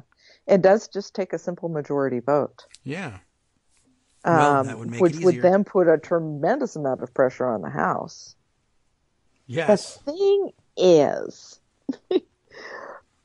there have been various surveys done, not a ton on net neutrality, but there have been some polling done on net neutrality. And the last one showed that 83% of the voting population was opposed to getting rid of net neutrality. Well, if that mattered, we would be in good shape. And 3 out of 4 of Republicans. I mean, as far as voting Republicans are concerned, this is not a partisan issue. Yeah. This is an I hate Comcast issue. And that's a pretty widespread feeling. Yeah. That's a totally nonpartisan thing. We will see how this goes. You reminded me that this has to get through the House as well, and that's a much bigger question mark. It's much easier to hide in the crowd and say, I did what the leadership wanted and leave me alone, than it will be in the Senate. Boy, are they going to be making themselves a big issue in 2018. All right. So that's the best part about it. It really does put them on the record of, are you with Comcast or are you with me? Well, we ought to play it up. Marijuana and the internet. Who knew? I think we probably will. Okay. All the opportunity is there. I can't imagine. Well, I better not even say. Never mind.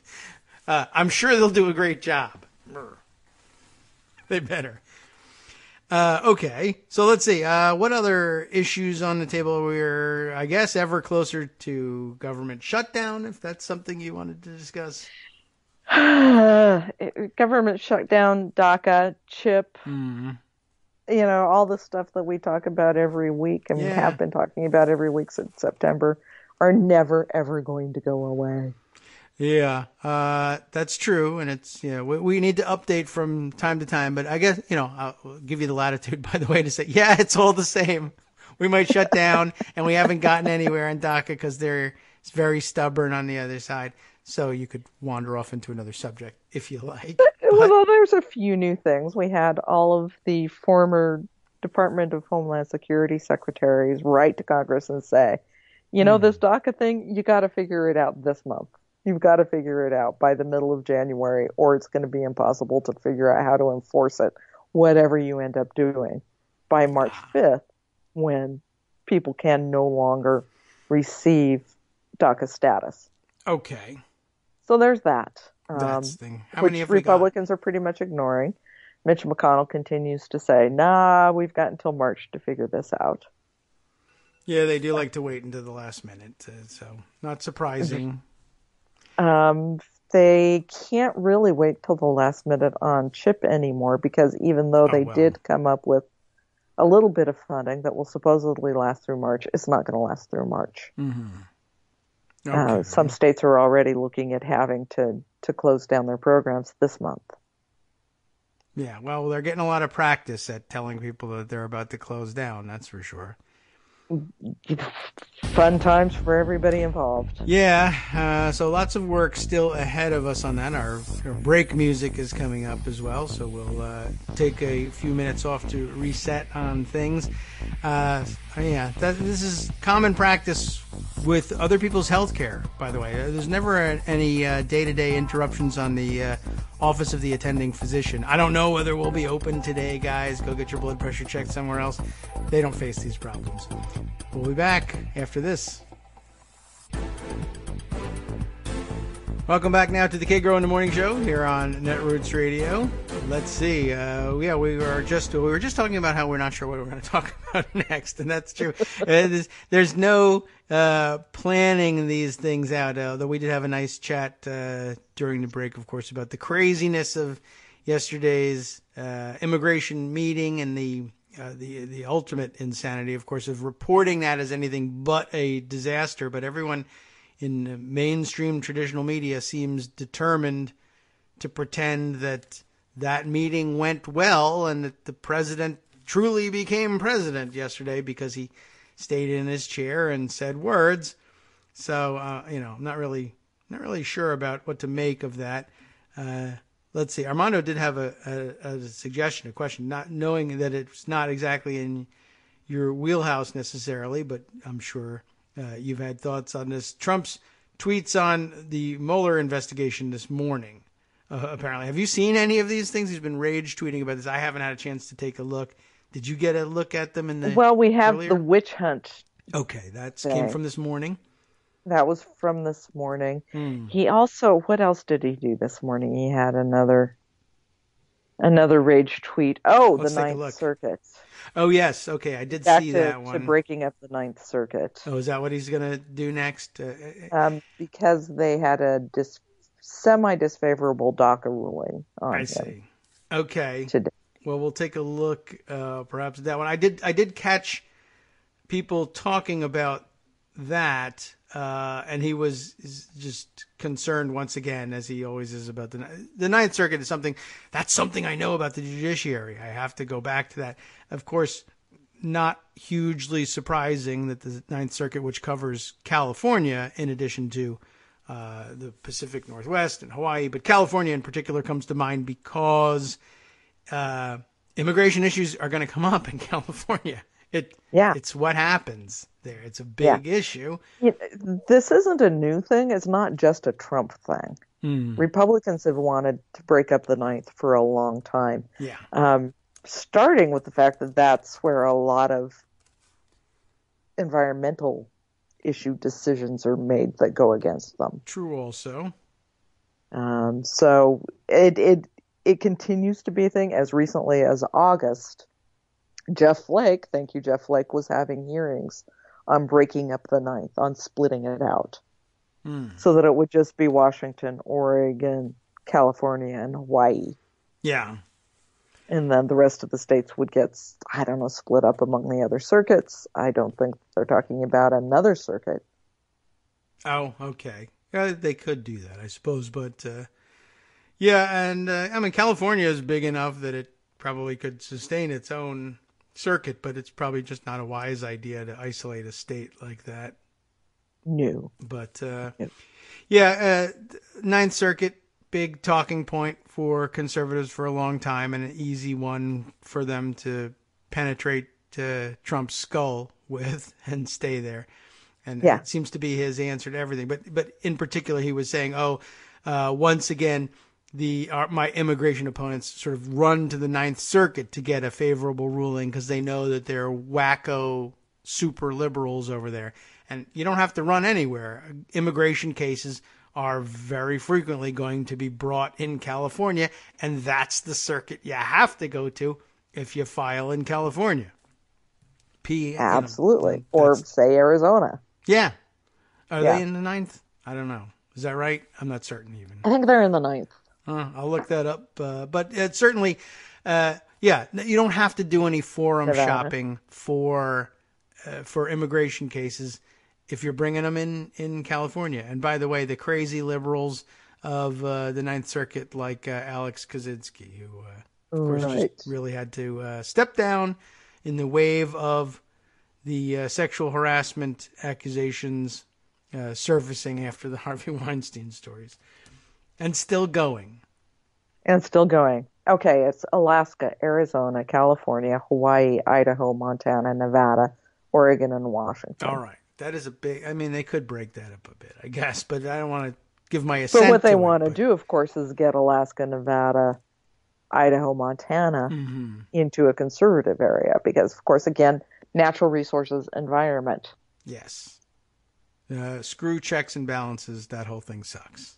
That's been the primary motivation for years with Republicans against the Ninth. Just the Muslim ban and the civil liberties issues that have come up in the Trump administration. Yeah. But, I mean, staying in that circuit means that nominees to the circuit court who come out of those more conservative states go to dilute the liberalism of California's contingent in the Ninth Circuit. And apparently that's not enough for them. And even balance, no, I want to rig things in my favor. I see. Well, and figure out how to put these states, Arizona, Nevada, maybe into the fifth, because the fifth is pretty reliably conservative. Yeah. So well, hopefully they never get around to that. But favorite theme for Trump to hammer when he wants, the only one he knows when he gets angry about the Supreme Court. Rah, rah, rah, Ninth Circuit. See, I know things. He knows things. Speaking of things judiciary, we have not seen movement yet from Republicans on what they were threatening to do with changing debate rules for nominees. Oh, okay. What's their window for doing that at the beginning of a new session? It can come up anytime, right? Oh, well, yeah, now you can whatever the hell you want to. They could do it at the beginning of a new Congress was the old thinking. I don't think the new session would likely make a great deal of difference, but now that cat's out of the bag, and basically whenever McConnell feels like it, he could probably just go ahead. Yeah. Whether that's actually happening or whether it's a threat to Democrats to start allowing more nominations is unclear.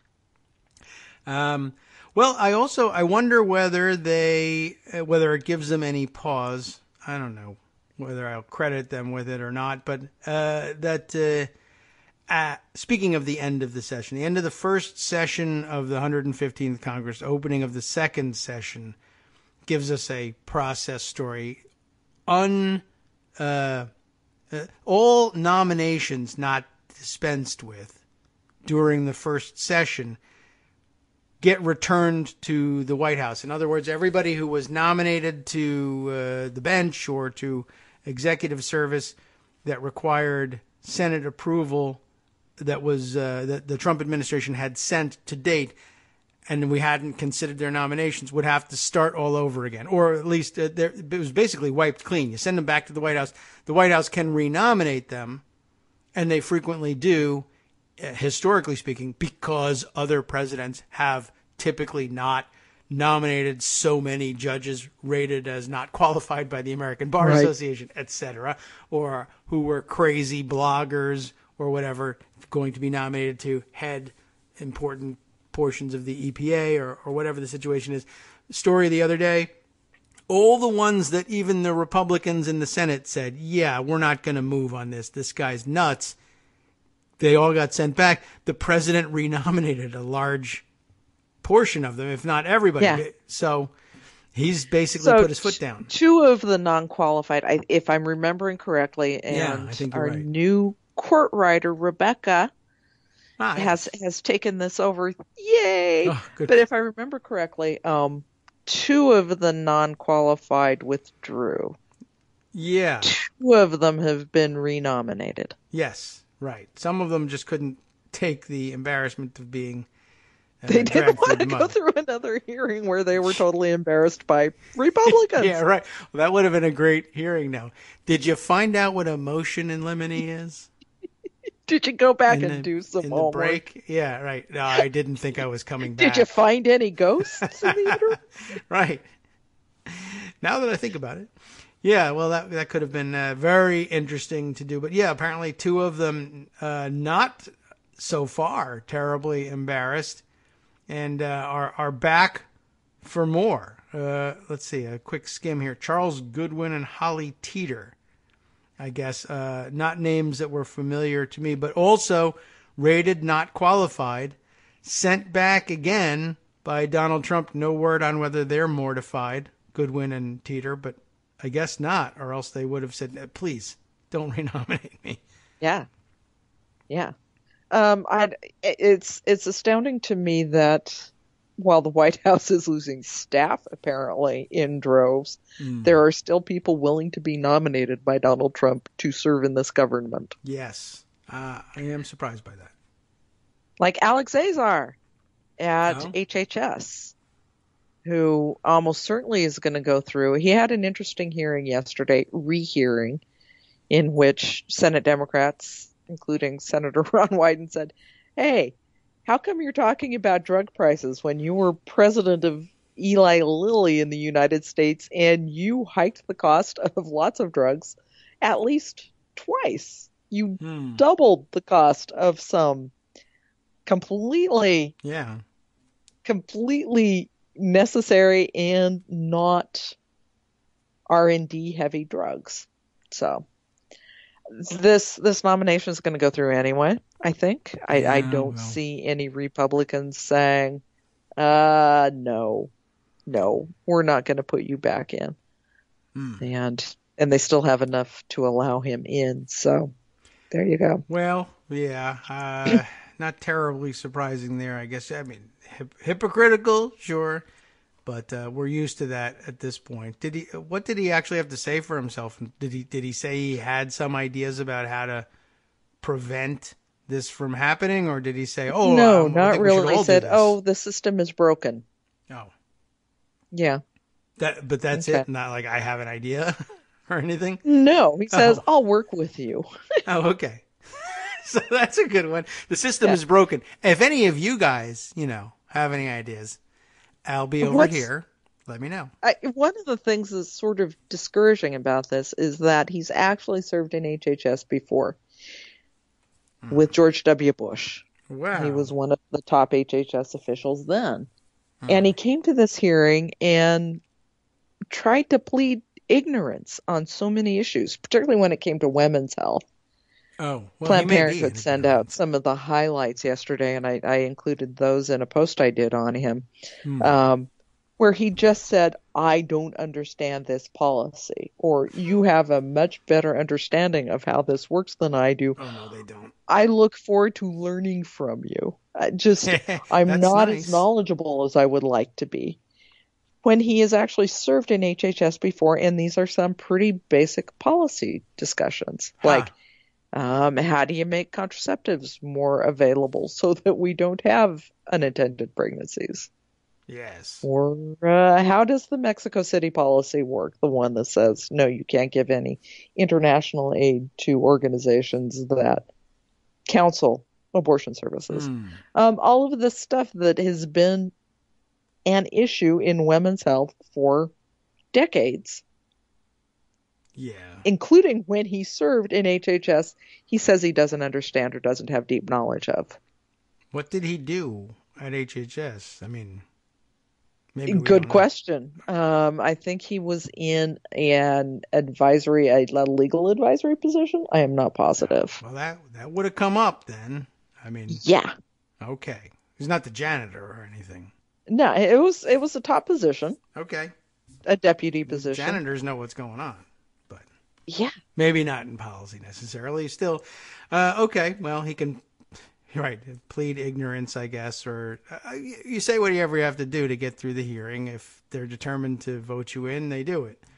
But, well, and as far as Republicans are concerned, ignorance is apparently a value.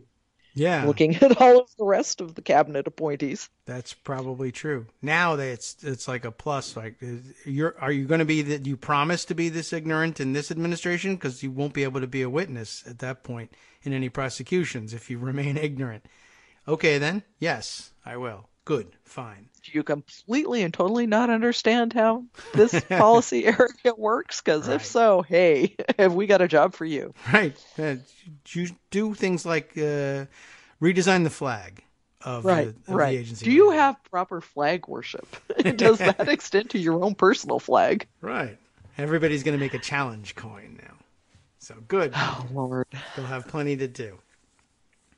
I don't know. All right. What other, any other looming issues or anything secret that we should know about?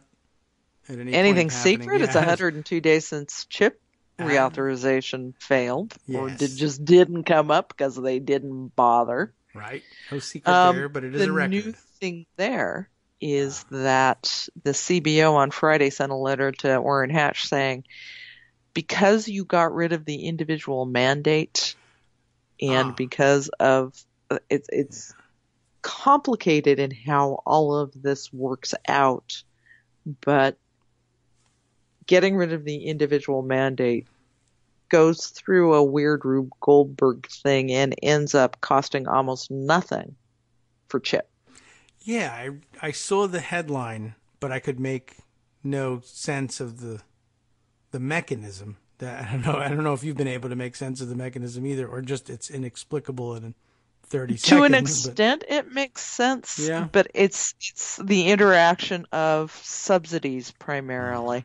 How much less the government is going to have to pay out in subsidizing people's health care through Obamacare. Means and the decisions then people make for how their children are covered, and what CBO concluded is that it'll cost essentially nothing for the next decade to provide Chip. So we can't go back. Orrin Hatch can no longer say we can't afford this. Right. Well, right. You know what that means, of course. He absolutely can sit there and say we can no longer afford this, and it's up to us. We'll have to spend our time saying, no, the fact is that it will cost next to nothing, and then the commercial break comes, and we have to leave it there. Yeah. Well, but at least we'll know. Okay, so that's certainly an important development. I don't know if Hatch has been asked that question or given the opportunity to address that since, and I don't know whether anybody's going to give it to him now that he's saying he's going to retire. He may not be a Sunday show invitee again. It briefly came up in the hearings yesterday, because Democrats were saying, "Hey, guess what? Right." Chip. And Hatch managed to blow them off. This was in the Finance Committee hearing with Azar, the confirmation. In finance, because who cares about finances here in finance? So there's that. Again, the net neutrality thing. We talked about that. Call Susan Collins and say, hey, you screwed up on the tax bill and Obamacare, but we appreciate you on net neutrality. Yes, that's always a good idea.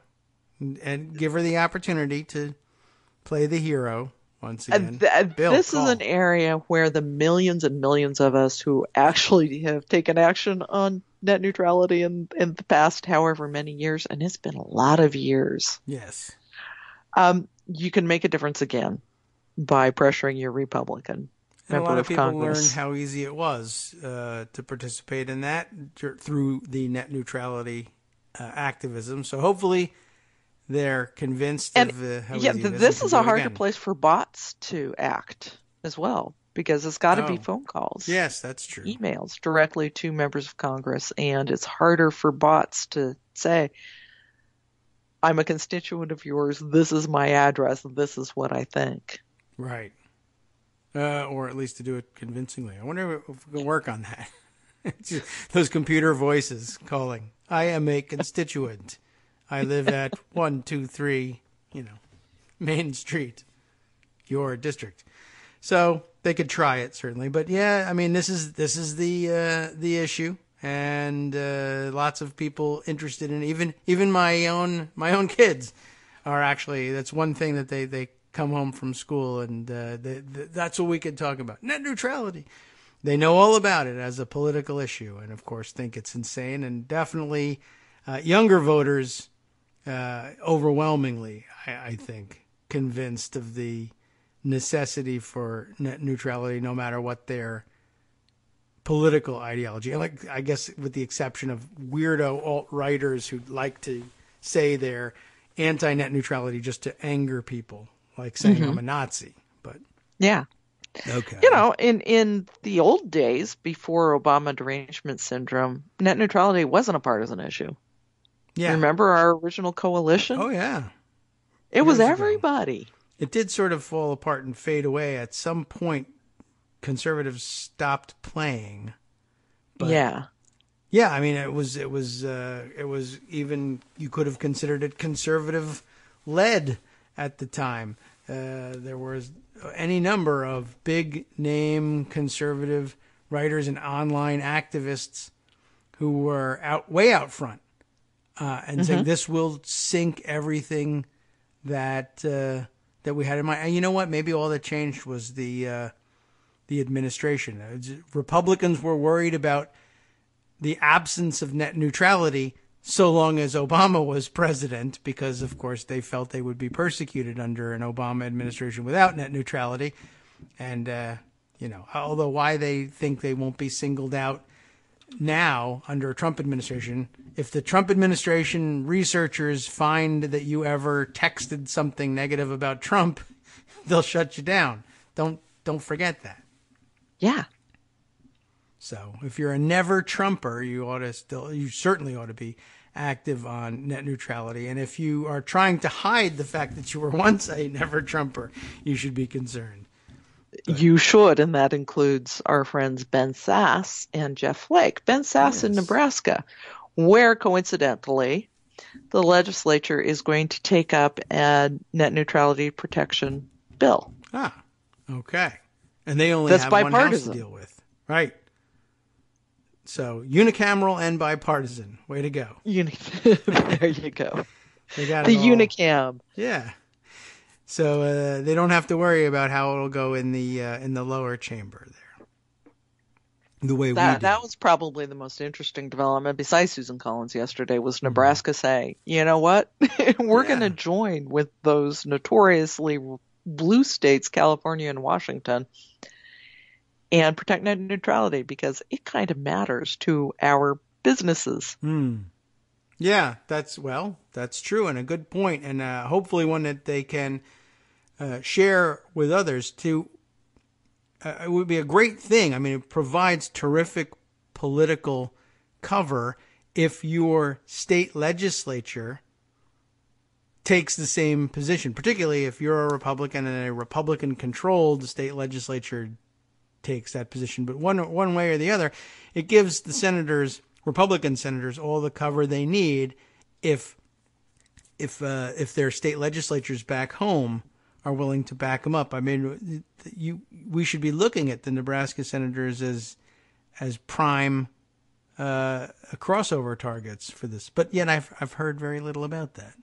Probably not Deb Fisher, because but Sasse, he's more ambitious. So that's true. Yeah. And he's also been off and on a never Trumper. Yeah.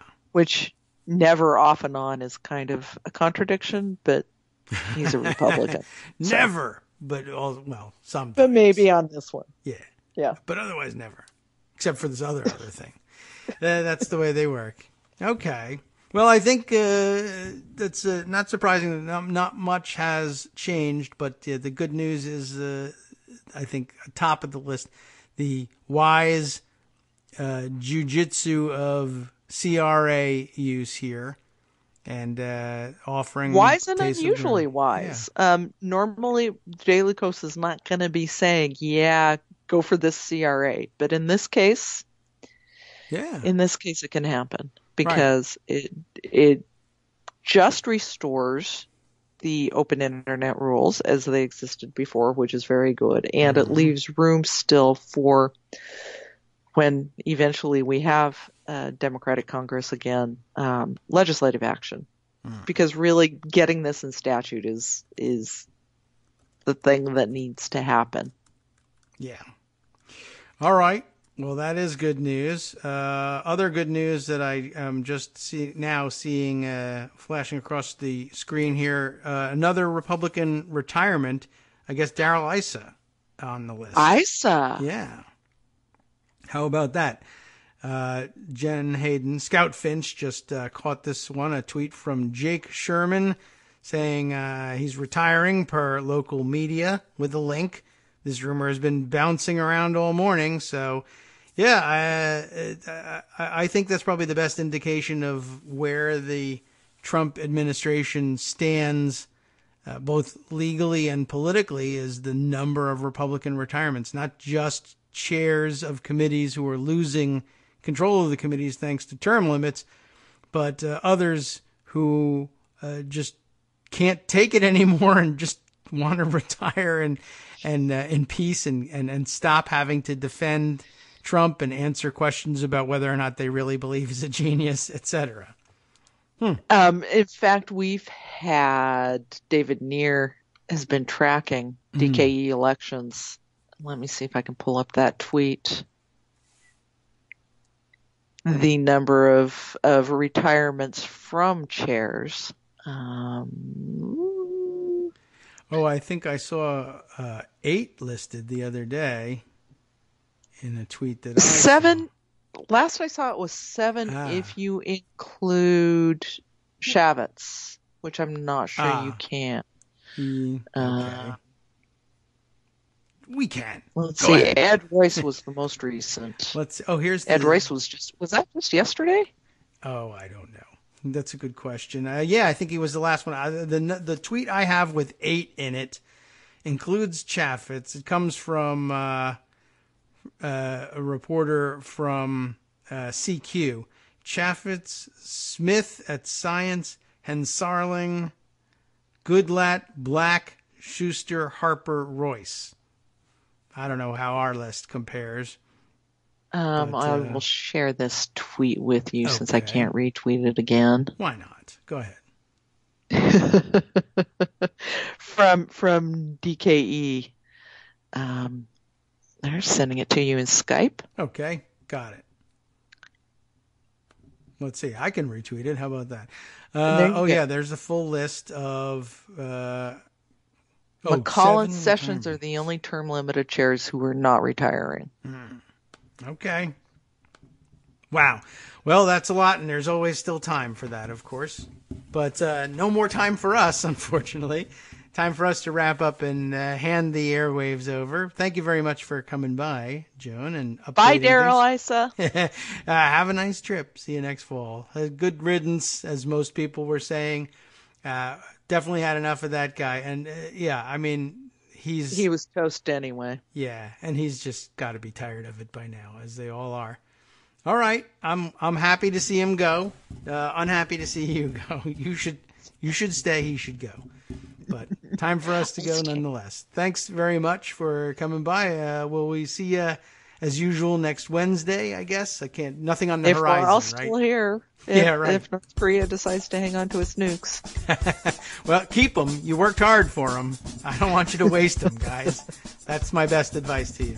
All right. Thanks again, Joan McCarter, senior political writer for us over at Daily Kos. We'll wrap up and visit with you again next week. Absolutely. Thanks. Take care.